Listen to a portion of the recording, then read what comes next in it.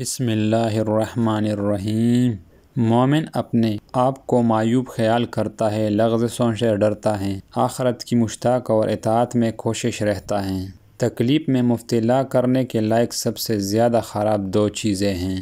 اول، مہربان نصاح کی بے جان نصیحت۔ دویم، دشمنی رکھنے والے خوشامد کی تعریف پر مغرور ہونا۔ منافق لوگ شیطان کی چھیلے اور دوزخ کی کوئلیں ہیں۔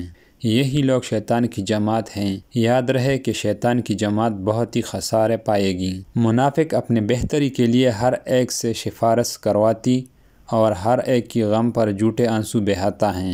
کسی شخص کو لوگوں کے سامنے نصیحت کرنا ایک طرح کی ملامت ہے، پس لوگوں کے سامنے کسی کو ملامت نہیں کرنی چاہیے، بلکہ تنہائی اور علیحدگی میں سمجھنا چاہیے۔ جو شخص اپنے آپ کو تہمت کی موقع میں لے جاتا ہے تو اس سے چاہیے کہ وہ ان لوگوں کی جو اس کی ساتھ بدظنی کرتے ہیں ملامت نہ کریں۔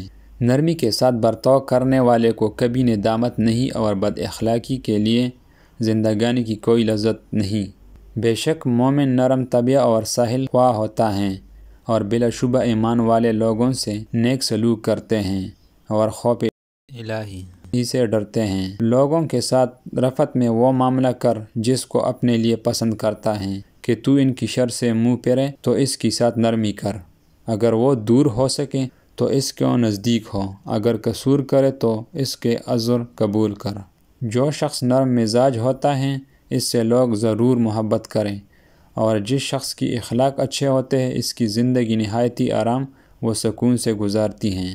جب آدمی خواہش نفسانی کو دین سے مقدم سمجھتا وہ ہلاک ہوا جاتا ہے، اور جب آدمی کا شک اس کے یقین پر غالب نہ آئے وہ کبھی گمراہ نہیں ہوتا۔